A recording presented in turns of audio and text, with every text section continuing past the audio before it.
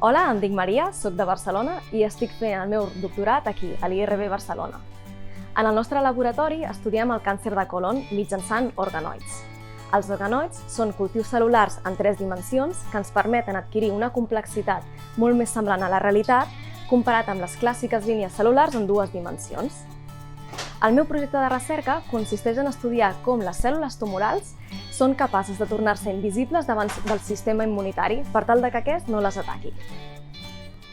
Per tal d'estudiar un sistema tan complex com un tumor, cal que posem en cultiu tots els tipus cel·lulars que el conformen.